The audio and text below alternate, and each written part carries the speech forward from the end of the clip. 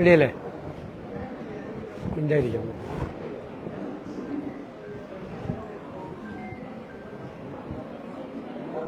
ഞങ്ങളുടെ team UDF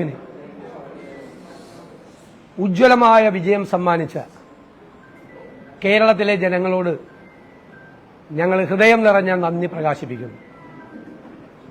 ഈ വിജയം സാധ്യമാക്കി തീർത്ത UDF നേതാക്കൾക്കും 10,000-കണക്കിന് വരുന്ന UDF പ്രവർത്തകർക്കും ഞങ്ങൾ ഈ വിജയം സമർപ്പിക്കുന്നു.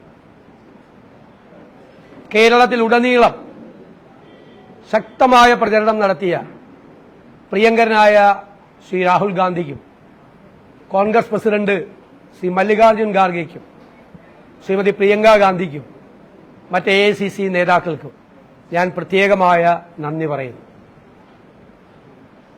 പ്രതിപക്ഷ നേതൃസ്ഥാനം ഏറ്റെടുത്തപ്പോൾ ശ്രീമതി സോണിയാഗാന്ധിക്കും ശ്രീ രാഹുൽ ഗാന്ധിക്കും ഒരു വാക്ക് നൽകിയിരുന്നു. കേരളത്തിലെ UDFനെ തിളക്കമാർന്ന വിജയത്തോടുകൂടി തിരിച്ചു കൊണ്ടുവരുമെന്ന്. ആ വാക്ക് പാലിക്കാൻ കഴിഞ്ഞതിന്റെ നിറഞ്ഞ ചാരിതാർത്ഥ്യത്തോടു കൂടിയാണ് ഞാൻ നിങ്ങളെ കാണുന്നത്. കേരളത്തിലെ ജനങ്ങൾ ഒരുപാട് പ്രതീക്ഷയോടുകൂടിയാണ് ഇത്രയും വലിയ ഉജ്ജ്വലമായ വിജയം ടീം UDFന് സമ്മാനിച്ചത്. അക്ഷരാർത്ഥത്തിൽ ടീം UDF ഒരു കുടുംബമായി, ടീം UDF ഫാമിലിയായി ഒരുമിച്ച് നിന്ന് പ്രവർത്തിച്ചു. നേതാക്കളും പ്രവർത്തകരും എല്ലാവരും. ഇന്ത്യയിലെ മുന്നണി രാഷ്ട്രീയത്തിനുള്ള ഒരു മാതൃകയാണ് കേരളത്തിലെ ടീം UDF എന്ന് ഞാൻ അഭിമാനത്തോടെ പറയാൻ ആഗ്രഹിക്കുന്നു. ഇത് കേരളത്തിന്റെ ഒരു പ്രഖ്യാപനം കൂടിയാണ് നമ്മുടെ രാജ്യത്തോട്. നമ്മുടെ കേരളം മതേതര കേരളമാണ് എന്ന് രാജ്യത്തോട് മലയാളികൾ നടത്തിയ പ്രഖ്യാപനം കൂടിയാണ് ഈ തെരഞ്ഞെടുപ്പ്. ഒരു വർഗീയവാദത്തിന്റെയും മുന്നിൽ കീഴടങ്ങാതെ എല്ലാ വർഗീയവാദത്തിനുമെതിരായ ശക്തമായ സെക്യുലർ നിലപാടെടുത്തതിന്റെ അംഗീകാരം കൂടിയാണ് തന്നിരിക്കുന്നത്. എനിക്കറിയാം ഈ തെരഞ്ഞെടുപ്പിൽ സ്ത്രീകളും ചെറുപ്പക്കാരും UDFനെ വലിയ രീതിയിൽ സഹായിച്ചിട്ടുണ്ട്. അവരുടെ പ്രതീക്ഷയാണ്, ചെറുപ്പക്കാരുടെ പ്രതീക്ഷയാണ് ഇനി UDF. ഞങ്ങൾ പുതുയുഗ യാത്രയിൽ ജനങ്ങൾക്ക് കൊടുത്തൊരു വാക്കുണ്ട്. ഒരു പുതുയുഗം കേരളത്തിൽ ഉണ്ടാകും. കേരളത്തിൽ ഇനി മാറ്റങ്ങൾ ഉണ്ടാകും. ജനങ്ങളുടെ പ്രതീക്ഷയ്ക്കത്തുള്ള ഒരു ഭരണമുണ്ടാകും കേരളത്തിൽ. നമ്മുടെ സംസ്ഥാനത്തിന്റെ, ഈ രാജ്യത്തെ ഒന്നാം സ്ഥാനത്ത് നമ്മുടെ സംസ്ഥാനത്തെ എത്തിക്കാൻ വേണ്ടിയിട്ടുള്ള പദ്ധതികളും പരിപാടികളുമായി UDF മുന്നോട്ട് പോകും. ഒരുമിച്ച് മുന്നോട്ട് പോകും. ജനങ്ങൾ നൽകിയ ഈ വലിയ അംഗീകാരം അത് മറക്കാൻ ഒരിക്കലും കഴിയില്ല. അത് അവരുടെ പ്രതീക്ഷയും അവരുടെ സ്വപ്നവുമാണ്. അതിനെ ഞങ്ങൾ യാഥാർത്ഥ്യമാക്കും. ഞാൻ കരുതുന്നു കേരളത്തിൽ എല്ലാ മതവിഭാഗങ്ങളും ജാതിമത ചിന്തകളില്ലാതെ UDFനെ സഹായിച്ചു. കേരളത്തിലെ എല്ലാ പ്രദേശങ്ങളിൽ നിന്നും, നമ്മൾ മലബാറെന്നും കൊച്ചിയെന്നും തിരുവിതാംകൂറെന്നൊക്കെ ഇപ്പോഴും വേർതിരിച്ച് സാധാരണ പറയാറുള്ള ഈ കേരളത്തിലെ എല്ലാ പ്രദേശത്തും വലിയ വിജയമാണ് ഉണ്ടായത്. ജാതി മതത്തിന് അപ്പുറത്തായി, സ്ഥലങ്ങളുടെ പ്രത്യേകതയ്ക്ക് അപ്പുറമായി ഉള്ള വലിയ വിജയം, കേരളത്തിലെ എല്ലാ ജനങ്ങളും നൽകിയ വലിയ വിജയമാണ് UDFനുണ്ടായിരിക്കുന്നത്. തികഞ്ഞ ഉത്തരവാദിത്ത ബോധത്തോടുകൂടി ആ ജനങ്ങളുടെ പ്രതീക്ഷകൾ നിറവേറ്റാനുള്ള ശ്രമം UDFന്റെ ഭാഗത്തു നിന്നുണ്ടാകും. ഞാൻ കരുതുന്നത്, നേരത്തെ പറഞ്ഞതുപോലെ വർഷങ്ങളായി CPMന് വോട്ട് ചെയ്യുന്നവർ, ഇടതുപക്ഷ സഹയാത്രികരായിട്ടുള്ള ആളുകൾ എല്ലാവരും ഞങ്ങളെ സഹായിച്ചിട്ടുണ്ട്. ഞാൻ അവരോടെല്ലാം നന്ദി പറയുന്നു.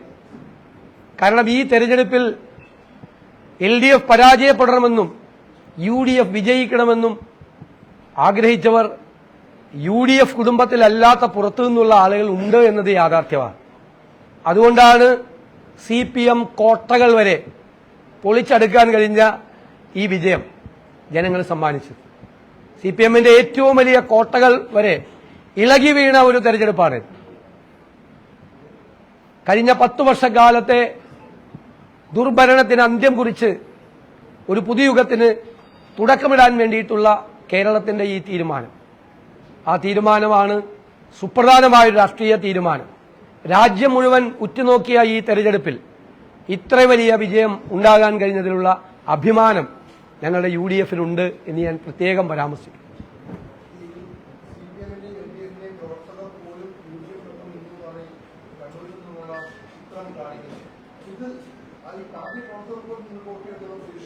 ഞാൻ പറഞ്ഞിരുന്നല്ലോ നേരത്തെ, പുതിയുഗ യാത്രയിൽ ഞങ്ങൾ ഞങ്ങളുടെ പ്രവർത്തകരോട് പറഞ്ഞത് നിങ്ങൾ കേട്ട് കാണുമല്ലോ.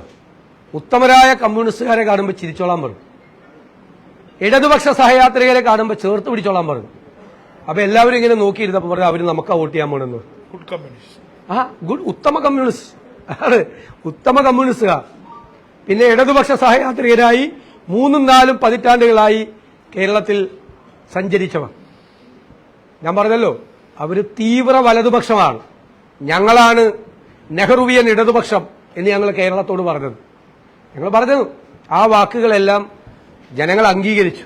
ഞങ്ങളുടെ വാക്കുകൾക്ക് വിശ്വാസ്യതയുണ്ടായി. ഞങ്ങളുടെ വാക്കുകളെ വിശ്വസിച്ചതിനുള്ള നന്ദി കൂടിയാണ് ഞാനിവിടെ പ്രകാശിപ്പിക്കുന്നത്. എല്ലാ വാക്കുകളും അവർ ഹൃദയത്തിലേക്ക് ഏറ്റെടുത്തു. വർഗീയതയ്ക്കെതിരായിട്ടുള്ള ഞങ്ങളുടെ അതിശക്തമായ നിലപാട്, പുതിയ കേരളത്തെക്കുറിച്ചുള്ള, പുതുയുഗത്തെക്കുറിച്ചുള്ള ഞങ്ങളുടെ ചിന്തകൾ, ഞങ്ങളുടെ സ്വപ്നങ്ങൾ, ഞങ്ങളുടെ പദ്ധതികൾ, ഞങ്ങളുടെ പരിപാടികൾ കഴിഞ്ഞ 2 വർഷമായി ഇന്ത്യയിൽ ഒരു പ്രതിപക്ഷവും ചെയ്യാത്ത ജോലി ഞങ്ങൾ ചെയ്തത്. എന്താ ചെയ്തത്? എവിടെയെല്ലാം ഗവൺമെന്റ് പരാജയപ്പെട്ടോ അവിടെയെല്ലാം ഒരു ഓൾട്ടർനേറ്റീവ് ഉണ്ടാകണം, ബദൽ ഉണ്ടാകണമെന്ന് കരുതി ആരോഗ്യ മേഖലയിൽ, സാമ്പത്തിക മേഖലയിൽ, വിദ്യാഭ്യാസ മേഖലയിൽ, ഇൻഫ്രാസ്ട്രക്ചർ രംഗത്തെല്ലാം ഞങ്ങൾ പഠനം നടത്തി, ഗൃഹപാഠം ചെയ്തു. എന്നിട്ട് തയ്യാറാക്കിയ പദ്ധതികളാണ് പുതുയുഗ യാത്രയിൽ. ന്യൂ ഈറയാണ്, പുതിയ യുഗമാണ് ഞങ്ങൾ ജനങ്ങളുടെ മുന്നിൽ അവതരിപ്പിച്ചത്. അത് ജനങ്ങൾ ഹൃദയത്തിലേക്ക് ഏറ്റുവാങ്ങി. എനിക്ക് അഭിമാനമുണ്ട്, കേരളത്തിന്റെ രാഷ്ട്രീയ ചരിത്രത്തിൽ ഒരു ഹർത്താലും ബന്ധും പോലും നടത്താതെയാണ് ഈ പ്രതിപക്ഷം ഈ വിജയം നേടിയെടുത്തത്. ഒരു ഹർത്താലും ബന്ധം നടത്താതെ. ഇത് നമ്മുടെ പുതിയ കേരളമാണ് എന്ന് കേരളത്തിന് പുറത്തേക്കുള്ള ഒരു സന്ദേശം കൊടുക്കാൻ ഞങ്ങൾ പ്രതിപക്ഷത്തിരുന്നു കൊണ്ടും ഞങ്ങൾ ശ്രമിച്ചു. ഞാനൊരു ജോൺ ഇരിക്കുന്നുണ്ട് അടുത്ത്, എന്നാലും ഞാൻ പറയാം, ഒരു കോൺഗ്രസ്സുകാരൻ എന്നുള്ള നിലയിൽ എനിക്ക് അതിനേക്കാളേറെ ഒരു വലിയ സന്തോഷമുണ്ട്. കേരള ചരിത്രത്തിൽ ഇന്ത്യൻ നാഷണൽ കോൺഗ്രസിന് നിയമസഭയിൽ ഏറ്റവും കൂടുതൽ സീറ്റുകൾ വാങ്ങിച്ചെടുത്ത തെരഞ്ഞെടുപ്പാണ്. ഏറ്റവും കൂടുതൽ സീറ്റുകൾ ചരിത്രത്തിൽ 62 ഉള്ളു. 2001 60-ൽ 60 സീറ്റ് അല്ലേ? 77 38 സീറ്റുകൾ.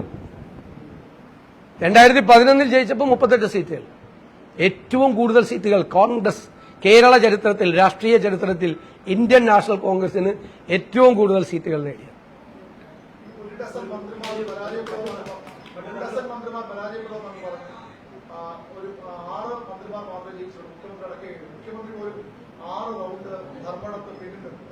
അതിൽ മാത്രമേ എന്റെ ചെറിയ കണക്ക് തെറ്റിയുള്ളൂ. 1 ഡസൻ മന്ത്രിമാർ തോക്കുമെന്ന് പറഞ്ഞിട്ട് അതിൽ കൂടുതൽ മന്ത്രിമാർ തോറ്റു. ചെറുതായിട്ട് എന്റെ കണക്ക് തെറ്റി. ഞാൻ 100-ലധികം സീറ്റ് എന്ന് പറഞ്ഞപ്പോ എന്നെ ഒരുപാട് പേര് പരിഹസിക്കുകയും അധിക്ഷേപിക്കുകയും ആക്ഷേപിക്കുകയൊക്കെ ചെയ്തിട്ടുണ്ട്. പക്ഷെ നമ്മളൊരു കണക്ക് പറഞ്ഞത് ഞങ്ങൾ നടത്തിയ പ്രവർത്തനങ്ങൾ, നിങ്ങൾ കണ്ട പ്രവർത്തനങ്ങൾ, അത് കൂടാതെ ഞങ്ങൾ വളരെ നിശബ്ദമായി നടത്തിയ ഒരു പ്രവർത്തനങ്ങളുണ്ടായിരുന്നു. 2001 ഞങ്ങൾ ഈ ചുമതല ഏറ്റെടുത്തപ്പോൾ ഞങ്ങൾ പൊളിറ്റിക്കൽ അനാലിസിസ് നടത്തി.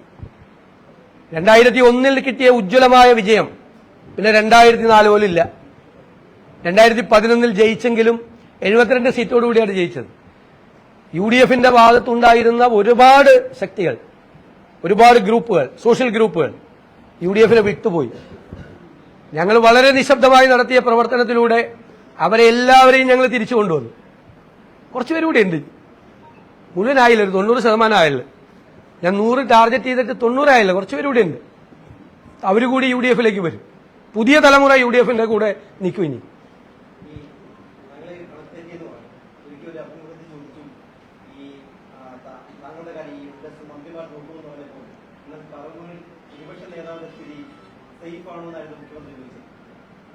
ഞാനതിന് മറുപടി പറഞ്ഞില്ല. ഞാൻ പറഞ്ഞത് അത് പറവൂരിലെ ജനങ്ങളല്ലേ തീരുമാനിക്കേണ്ടത്. എനിക്കറിയാലോ, ഞാൻ എന്റെ ഇത്രയും വർഷക്കാലത്തെ തെരഞ്ഞെടുപ്പിനിടയിൽ ഞാൻ 3-4 ദിവസം മാത്രമാണ് പറവൂരിൽ നിന്നത്. എല്ലാവരും പറയും എന്നെ പൂട്ടിയിടുമെന്ന് പറഞ്ഞു. പറവൂര് അവിടെ പൂട്ടിയിടും, പുറത്തേക്ക് ഇറങ്ങാൻ പറ്റില്ലെന്ന്. പക്ഷെ പൂട്ടിയിടപ്പെട്ടത് മന്ത്രിമാരാ. ഈ തോറ്റ മന്ത്രിമാർ ആരും അവരുടെ നിയോജകമണ്ഡലത്തിന്റെ പുറത്തേക്ക് പോലും ഇറങ്ങിയിട്ടില്ല. ജയിച്ചവരും മുഖ്യമന്ത്രി മാത്രമേ പോയിട്ടുള്ളൂ. അവരെ പൂട്ടിയിട്ടത് ഞങ്ങളാണ്, അവരവരുടെ മണ്ഡലത്തിൽ.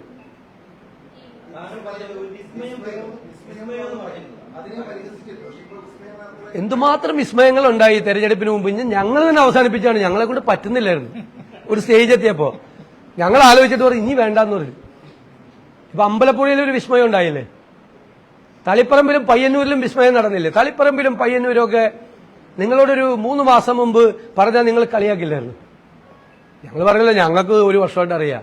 ഞാൻ എന്ന് മുതലാണ് വിസ്മയം എന്ന് പറഞ്ഞത് അന്ന് മുതൽ ഞങ്ങൾക്കറിയാം അവിടെ നടക്കുന്ന കാര്യങ്ങളെക്കുറിച്ചെല്ലാം. കണ്ണൂരിലെ ജനത എങ്ങനെയാണ് പ്രതികരിച്ചത്, കേരളത്തിലുടനീളം. അതുകൊണ്ട് കണ്ണൂരിൽ അത് എവിഡന്റായി അല്ലേ? അമ്പലപ്പുഴയിൽ ജി സുധാകരനെ പോലുള്ള ഒരാളെ ഞങ്ങൾ ഹൃദയപൂർവ്വമാണ് സ്വീകരിച്ചത്, വളരെ അഭിമാനത്തോടു കൂടിയാണ് സ്വീകരിച്ചത്. എത്ര വലിയ വിജയമാണ് അദ്ദേഹം നേടിയത്. അല്ല, അത് അവരുടെ തീരുമാനമാണ്. നമ്മൾ പറയില്ല, അവരൊരു മുന്നണിയിൽ നിൽക്കുമ്പോൾ ഞങ്ങൾ അവരെക്കുറിച്ച് ഒരിക്കലും പറഞ്ഞിട്ടില്ല അവരിങ്ങോട്ട് വരാൻ പോവാണെന്ന്. ഞങ്ങൾ രാഷ്ട്രീയ മര്യാദകൾ കാണിച്ചിട്ടുണ്ട് ഇല്ലേ? അവരപ്പുറത്തെ ഒരു മുന്നണിയിൽ നിൽക്കുമ്പോൾ അവരുടെ വിശ്വാസ്യതയെ തടസ്സപ്പെടുത്തുന്ന ഒന്നും നിന്നിട്ടില്ല.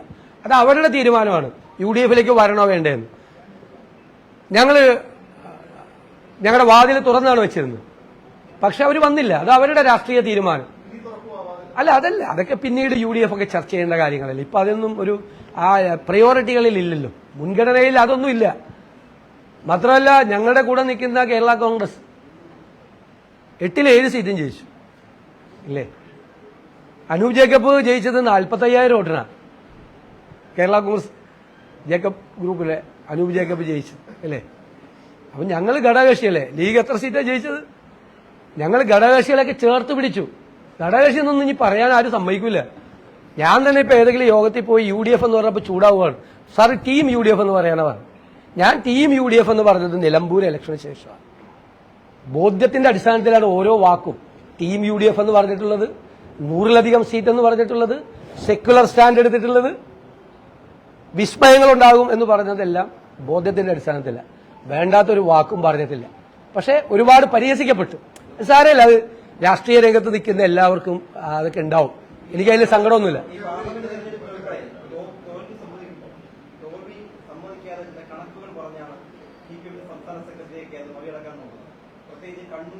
കൊല്ലം പോലുള്ള പാർട്ടിക്ക് വലിയ അടിത്തറയും യുവജന പിന്തുണയ്ക്കുള്ള ആ 2 ജില്ലകളിലും ഉണ്ടായിട്ടുള്ള വലിയ തോൽവി ഈ കണക്കുകൾ പറഞ്ഞുള്ള നേരിടൽ അതറിയില്ല. അവരുടെ പ്രതികരണം ഞാൻ ശ്രദ്ധിച്ചില്ല.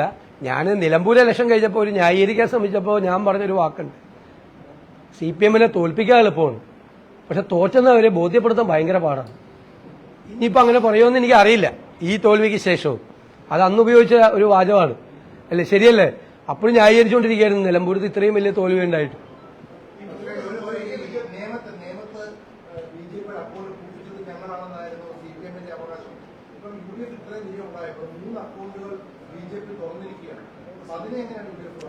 അല്ല, അതിപ്പോ BJP ജയിച്ചു, അവരൊരു രാഷ്ട്രീയ പാർട്ടിയല്ലേ. അവര് പറഞ്ഞാൽ അതൊന്നും അല്ലല്ലോ.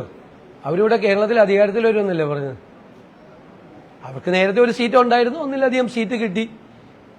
ഞാൻ പറഞ്ഞല്ലോ, ഇവര് തമ്മിൽ ഒരു ഡീൽ ഉണ്ടായിരുന്നു. അല്ല, ഇവര് തമ്മിലൊരു ഡീലുണ്ടായിരുന്നു. പക്ഷെ ആ ഡീല് അവരുടെ താഴെയുള്ള അണികൾ പൊളിച്ചു കൊടുത്തു. ആ ഡീല് ഞങ്ങൾ പുറത്തു പറഞ്ഞത് ഞങ്ങൾ ബുദ്ധിപൂർവ്വം പറഞ്ഞാണ്. തെരഞ്ഞെടുപ്പ് കാലത്ത് ഞങ്ങൾ അജണ്ടയാക്കിയല്ലോ അത്. CPM BJP ഡീല് ഞങ്ങൾ അജണ്ടയാക്കിയത് വെറുതെ അല്ല, അത് മുകളിലെ നേതാക്കന്മാർ തമ്മിലുള്ള ഡീലാണ്. താഴെയുള്ള അവരുടെ അണികള് അത് പ്രാവർത്തികമാക്കാൻ സമ്മതിക്കരുതെന്ന് വിചാരിച്ചാണ് ഞങ്ങളത് ഡീലാക്കിയത്. ഞങ്ങളത് അജണ്ടയിൽ, തെരഞ്ഞെടുപ്പ് അജണ്ടയിലേക്ക് കൊണ്ടുവന്നത്.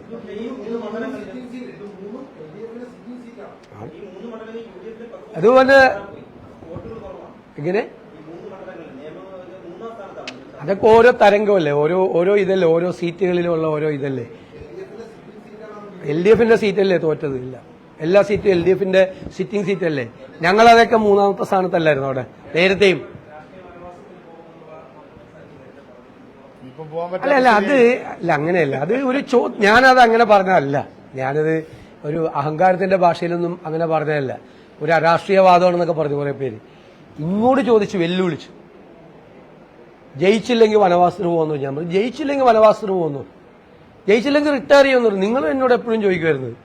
ഞാൻ ഇവിടെ വന്നിരുന്ന് ഉജ്ജ്വലമായ വിജയം, കഴിഞ്ഞ 30 വർഷക്കാലത്തെ ഉജ്ജ്വലമായ വിജയം ലോക്കൽ ബോഡി തെരഞ്ഞെടുപ്പിൽ നേടി ഇവിടെ വന്നിരുന്നപ്പോഴും നിങ്ങൾ ചോദിച്ചു, അസംബ്ലി തെരഞ്ഞെടുപ്പിൽ ജയിച്ചില്ലെങ്കിൽ വനവാസത്തിന് പോകുന്നു. അപ്പൊ ഞാൻ എന്താ പറഞ്ഞത്? അവസാനത്തെ പത്രസമ്മേളനം വിളിച്ചു കൂട്ടി എന്റെ ജീവിതത്തിലെ, രാഷ്ട്രീയ ജീവിതത്തിലെ. നിങ്ങളോട് പറഞ്ഞ് ഞാൻ റിട്ടയർ ചെയ്യുമെന്ന് പറഞ്ഞു രാഷ്ട്രീയത്തിൽ, അല്ലേ പറഞ്ഞില്ലേ? ഇതേ കസേരയിൽ ഇരുന്നുകൊണ്ടാണ് ഞാൻ നിങ്ങളോട് പറഞ്ഞത്. അന്ന് നിങ്ങൾ ചോദിച്ചു, ജയിച്ചിട്ട് വന്നപ്പോഴും ചോദിച്ചു നിങ്ങൾ. അപ്പോൾ പറഞ്ഞു അതൊരു തീരുമാനമാണ്. കാരണം ജയിപ്പിക്കാൻ പറ്റിയില്ലെങ്കിൽ അത് നമ്മുടെ പരാജയമല്ലേ, നമ്മളെ ഏൽപ്പിച്ചതല്ലേ കോൺഗ്രസ് നേതൃത്വം. നമ്മളെ പ്രതീക്ഷ അർപ്പിച്ച് നമ്മളെ ഒരു ഉത്തരവാദിത്തം ഏൽപ്പിച്ചാണ്. നിങ്ങൾ റിസൾട്ട് ഉണ്ടാക്കും എന്നുള്ള പ്രതീക്ഷയോടുകൂടി. എനിക്കിപ്പോഴും ഓർമ്മയുണ്ട്, ഞാൻ പ്രതിപക്ഷ നേതാവായി മാഡം സോണിയാഗാന്ധിയെ കാണാൻ ചെല്ലുമ്പോൾ എന്നോട് പറഞ്ഞ വാക്ക്, ഞാൻ എല്ലാവരോടും പറഞ്ഞത് നിങ്ങൾ റിസൾട്ട് ഉണ്ടാക്കുമെന്നാണ് പറഞ്ഞിരിക്കുന്നത്, എന്റെ വാക്കാണെന്ന് പറഞ്ഞു. ഞാൻ പറഞ്ഞു മാഡത്തിന്റെ വാക്ക് ഞങ്ങൾ അത് കാത്തു സൂക്ഷിക്കുമെന്ന് പറഞ്ഞു. തിരിച്ച് ഞാൻ മറുപടി പറഞ്ഞു. എനിക്ക് അഭിമാനത്തോടു കൂടി വാത്സല്യത്തോടു കൂടി എന്നോട് ഇടപെട്ടിട്ടുള്ള ആളാണ് മാഡം സോണിയാഗാന്ധി. അവരോട് പറഞ്ഞ വാക്ക് പാലിക്കാൻ പറ്റി. ഒറ്റയ്ക്കല്ല, ടീമായിട്ടാണ്, എല്ലാവരും കൂടി ഒരുമിച്ച് നിന്നുകൊണ്ടാണ് ആ ടീം ബിൽഡ് ചെയ്യാൻ പറ്റി. അതിന്റെ ഏകോപനം നടത്താൻ പറ്റിയെന്നുള്ളത് മാത്രമാണ് എന്റെ റോള്. എന്റെ റോൾ അതാണ്. അതിൽ ഞാൻ പരാജയപ്പെട്ടിരുന്നെങ്കിൽ അത് എന്റെ പരാജയമാണ്. അതല്ലാതെ വ്യക്തിപരമായി ജയിക്കുമ്പോൾ അതിന്റെ ക്രെഡിറ്റ് എടുക്കാൻ വേണ്ടി പരാജയപ്പെട്ട എന്റെ പരാജയം എന്ന് പറഞ്ഞതല്ല. ഇത് ടീമിനെ ബിൽഡപ്പ് ചെയ്ത് ഒരു ലീഡർഷിപ്പ് നിൽക്കുകയല്ലേ UDFന്റെ ചെയർമാൻ സ്ഥാനം എന്ന് പറയുന്നതല്ലേ പ്രതിപക്ഷ നേതാവിന്റെ സ്ഥാനം. ആ ജോലി അതാണ്, ആ ഉത്തരവാദിത്തം അതാണ്. അതിന് പരാജയപ്പെട്ടാൽ പിന്നെ നമ്മൾ തൂങ്ങിക്കിടക്കാൻ പോകാം പാടില്ല. അപ്പൊ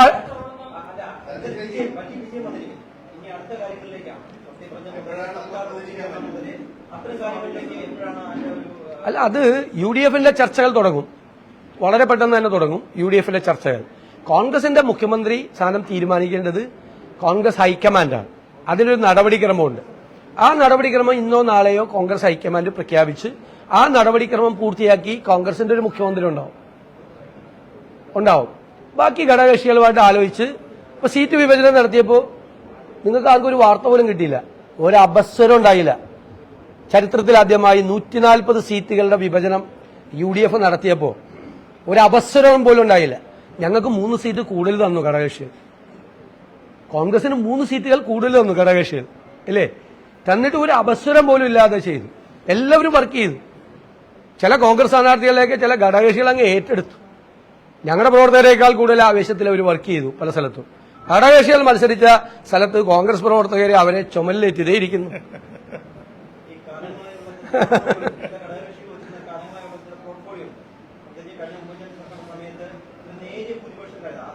അല്ല, അതിലേക്കൊന്നും ചർച്ചയൊന്നും അതിലേക്കൊന്നും ആയിട്ടില്ല. മാത്രമല്ല അതൊന്നും ഒരു പൊതു ചർച്ചയ്ക്ക് വിധേയമാക്കേണ്ട കാര്യങ്ങളല്ല. UDF വളരെ ഭംഗിയായി അക്കാര്യങ്ങളെല്ലാം ചർച്ച ചെയ്ത് ഗംഭീരമായിട്ട് തീരുമാനിക്കും. ഇല്ലില്ല, ആ ചർച്ചയിലേക്ക് പോകേണ്ട കാര്യമില്ല. ആ ചർച്ചയിലേക്ക് പോകരുതെന്ന് പാർട്ടി പറഞ്ഞിട്ടുണ്ട്. അത് ഹൈക്കമാൻഡ്, ദേശീയ പാർട്ടിയാണ് കോൺഗ്രസ്, അതിന് ഹൈക്കമാൻഡിന്റെ ഒരു പ്രൊസീജിയർ ഉണ്ട്. ആ പ്രൊസീജിയർ അനുസരിച്ച് അവരത് പ്രഖ്യാപിക്കും. ഞാൻ അതിന്റെ വിശദാംശങ്ങൾ പറയണ്ടല്ലോ, അവര് പ്രഖ്യാപിക്കും. അതിലേക്കില്ല, വളരെ പെട്ടെന്നുണ്ടാവും. അങ്ങനെ വൈകിക്കാൻ പറ്റില്ലല്ലോ ഈ തീരുമാനം.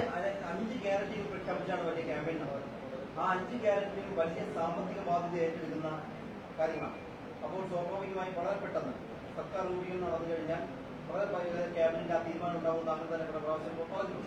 അപ്പോൾ ആ സാമ്പത്തിക ബാധ്യത ഇപ്പൊ തന്നെ വലിയ സാമ്പത്തിക ബാധ്യതയിലാണ് കേരളം ഉള്ളതെന്ന് ഏറ്റവും കൂടുതൽ നിയമസഭയിൽ. അപ്പോൾ അങ്ങനെ കിട്ടിയ സർക്കാർ ആ ബാധ്യത എങ്ങനെ നല്ല ചോദ്യമാണത്, നല്ല ചോദ്യമാണ്. അതിന് ഞാൻ മറുപടിയും പറഞ്ഞിട്ടുണ്ട് നേരത്തെ. പൂച്ച പെറ്റി കിടക്കുന്ന ഖജനാവാണ് ഞങ്ങളിലേക്ക് കൈമാറുന്നത് അവര്, ആണല്ലോ. ആ ഖജനാവിനെ ശക്തമായ സാമ്പത്തിക നടപടികളിലൂടെ, മികച്ച ഫിനാൻസ് മാനേജ്മെന്റിലൂടെ, ആസൂത്രണ മികവാർന്ന നികുതി ഭരണത്തിലൂടെ ഖജനാവിന്റെ ചോർച്ച അടച്ച് സമ്പദ് വ്യവസ്ഥയെ ഉത്തേജിപ്പിച്ച് പൂച്ച പെറ്റി കിടക്കുന്ന ഖജനാവ് ഞങ്ങൾ നിറയ്ക്കും. സംശയമൊന്നും വേണ്ട, റിസൾട്ട് ഉണ്ടാകും.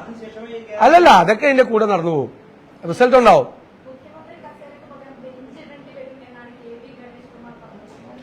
അവര് അപ്പുറത്ത് നിന്ന് തെരഞ്ഞെടുപ്പ് കാലത്ത് എന്തെല്ലാം പറഞ്ഞിട്ടുണ്ട്.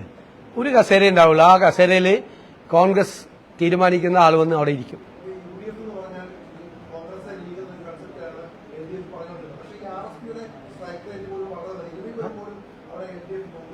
നമ്മൾ 8 സീറ്റിൽ 7 സീറ്റാണ് കേരള കോൺഗ്രസ് ജയിച്ചത്. 4 സീറ്റിൽ 3 സീറ്റാണ് RSP ജയിച്ചത്. ബാക്കി എല്ലാവരും ജയിച്ചില്ലേ? KK രമ ജയിച്ചു, മാണി സി കാപ്പൻ ജയിച്ചു, ഞങ്ങളുടെ UDFന്റെ അഭിമാനമായ ഞങ്ങളുടെ സെക്രട്ടറി ജയിച്ചു, CP ജോൺ, ഇല്ലേ? അവരെല്ലാം ജയിച്ചില്ലേ? DFന്റെ ചെറിയ പാർട്ടി വലിയ പാർട്ടി ഒന്നും ഇല്ലല്ലോ, എല്ലാവരും ജയിച്ചല്ലോ.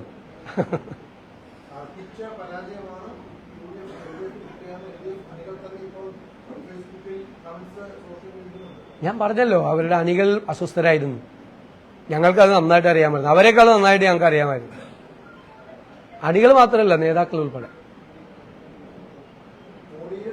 ഞാൻ നിങ്ങളോട് പറഞ്ഞപ്പോൾ നിങ്ങളാരും വിശ്വസിച്ചില്ലല്ലോ. അല്ല, ഒരുപാട് കാര്യങ്ങളുണ്ടാവും. ഇപ്പോൾ ഓരോരുത്തർക്ക് പകരം വയ്ക്കാൻ ചിലപ്പോൾ ആളുണ്ടാവില്ല, വേറെ ആൾ വരും, അങ്ങനെയല്ലേ. ഇപ്പം ഞാൻ പോയാൽ വേറെ ആൾ വരില്ലേ? അതൊക്കെ എല്ലാ രാഷ്ട്രീയ പാർട്ടികളിലും നാച്ചുറൽ അല്ലേ.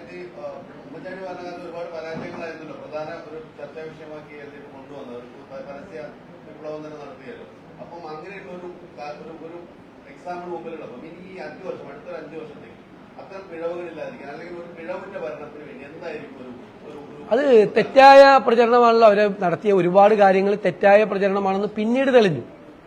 ഇപ്പൊ തെറ്റായ പ്രചരണം UDF-നെതിരായി നടത്തിയാൽ അതിനെ പ്രതിരോധിക്കാനുള്ള ശക്തി കേരളത്തിലെ UDF-നുണ്ട്, ടീം UDF-നുണ്ട്. അതൊക്കെ ഞങ്ങൾ പ്രതിരോധിക്കും. ഞങ്ങൾക്ക് കൃത്യമായ ആശയങ്ങളുണ്ട്, പദ്ധതികളുണ്ട്, പരിപാടികളുണ്ട്. അത് സമയബന്ധിതമായി ഭംഗിയായി നടപ്പാക്കും. കേരളത്തിന്റെ ചരിത്രത്തിൽ ഇതുവരെ ഇല്ലാത്ത മോണിറ്ററിംഗ് സംവിധാനം ഉണ്ടാവും. കേരളത്തിൽ പെർഫോമൻസ് ഓഡിറ്റിംഗ് ഉണ്ടാവും. എന്താണ് പറഞ്ഞത്, എന്താണ് ചെയ്തത് എന്ന് അന്വേഷിക്കുന്ന ആളുണ്ടാവും. സംവിധാനം ഉണ്ടാവും. ഏറ്റവും മികച്ച ഗവേണൻസ്, ഗുഡ് ഗവേണൻസ്. മാനിഫെസ്റ്റോയിൽ പറഞ്ഞ കാര്യങ്ങൾ മോണിറ്റർ ചെയ്യും. ഞാൻ മാനിഫെസ്റ്റോ ഡിക്ലെയർ ചെയ്തുകൊണ്ട് പറഞ്ഞല്ലോ. വെറുതെ ഉപരിതല സ്പർശിയായ പ്രഖ്യാപനങ്ങളല്ല, അത് പഠിച്ച് തയ്യാറാക്കിയ ഡീറ്റെയിൽസാണ്. ഇടുക്കി ജില്ലയെക്കുറിച്ച് ഞങ്ങൾ പറഞ്ഞത്, CPM പറഞ്ഞത് ചർച്ചയായി. ഞങ്ങളുടെ മാനിഫെസ്റ്റോയും CPM-ന്റെ മാനിഫെസ്റ്റോയും വെച്ചുകൊണ്ടാണ് നിരവധി സംഘടനകൾ പത്രസമ്മേളനം നടത്തിയത്, ഒരുപാട് കാര്യങ്ങൾ പറഞ്ഞത്. അല്ല, അത് അതിന്റെ നടപടിക്രമം ഉണ്ടല്ലോ. മുഖ്യമന്ത്രിയെ പ്രഖ്യാപിച്ചു കഴിഞ്ഞാൽ ഘടകകക്ഷികളുമായിട്ടുള്ള ചർച്ചകൾ നടത്തുന്ന ഒരു പ്രോസസ് ഉണ്ട്. അതനുസരിച്ച് അവർ തീരുമാനം എടുക്കും. അവരുടെ മന്ത്രിമാരെ, കോൺഗ്രസിന്റെ മന്ത്രിമാരെ കോൺഗ്രസ് പാർട്ടി തീരുമാനിക്കും.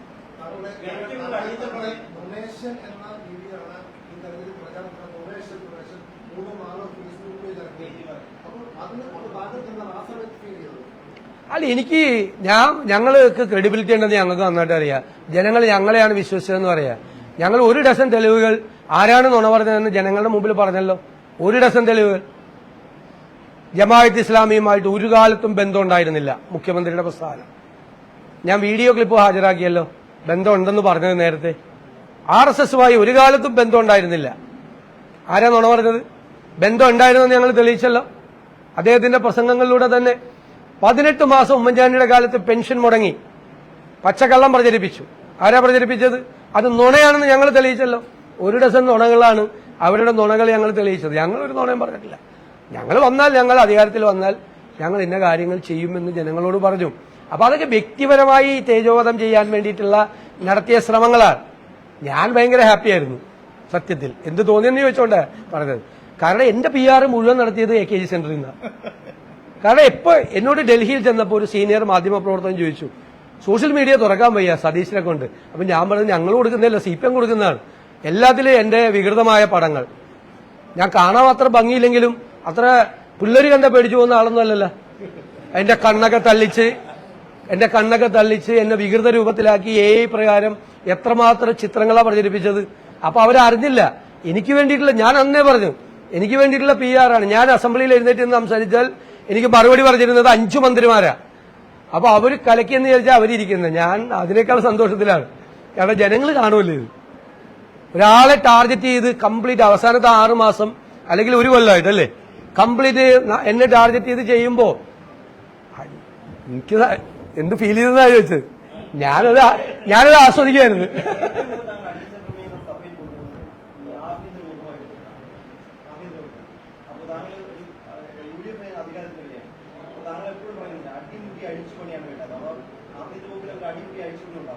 ഒരുപാട് വകുപ്പുകളിൽ ഉണ്ടാവും. ഒരുപാട് വകുപ്പുകളിൽ ഭരണ സംവിധാനത്തിൽ അഴിച്ചുപണികൾ ഉണ്ടാവും. അതാണ് UDF കൊടുത്തിരിക്കുന്ന വാക്കാണ്. കേരളത്തിനെ സെക്രട്ടേറിയറ്റിനെ ഇന്ത്യയിലെ ഏറ്റവും എഫിഷ്യന്റ് സെക്രട്ടേറിയറ്റ് ആക്കുമെന്ന് ഞങ്ങളുടെ ഒരു വാക്കാണ്. ഗുഡ് ഗവേണൻസ് ആണ് ഞങ്ങളുടെ വാക്ക്, ജനങ്ങളോട് കൊടുത്തിരിക്കുന്ന വാക്ക്. ആ വാക്ക് UDF പാലിക്കും. അല്ല, അതൊക്കെ UDF-ന്റെ ചർച്ചകളിലൂടെ പുറത്തു വരേണ്ട കാര്യങ്ങളാണ്.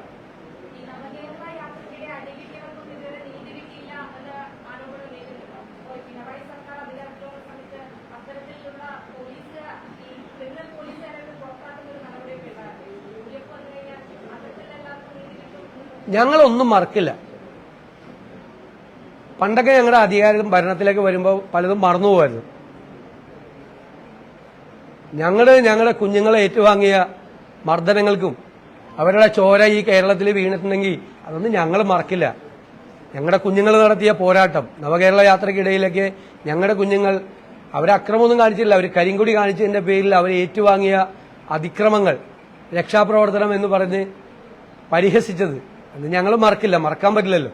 അതായത് ആ കുഞ്ഞുങ്ങളെ മറന്നു പോകുന്നതാണ് അതിന്റെ അർത്ഥം. അത് ഞങ്ങൾ മറക്കില്ല. അത്രേ ഞാൻ പറയുന്നുള്ളൂ. അതൊന്നും മറക്കില്ല, ഞങ്ങളൊന്നും മറക്കില്ല.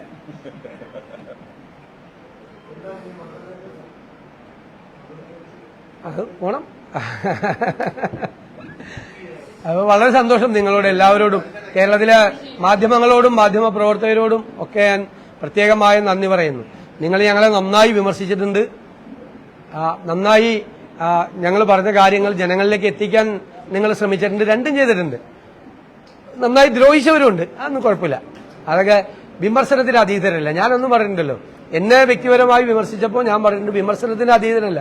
മുഖ്യമന്ത്രിയല്ല, പ്രതിപക്ഷ നേതാവുമല്ല. ഇനിയും നിങ്ങൾ വിമർശിക്കണം, ഒന്ന് അന്വേഷിക്കണം എന്താണെന്ന്, എന്നിട്ട് വേണം വിമർശിക്കാൻ.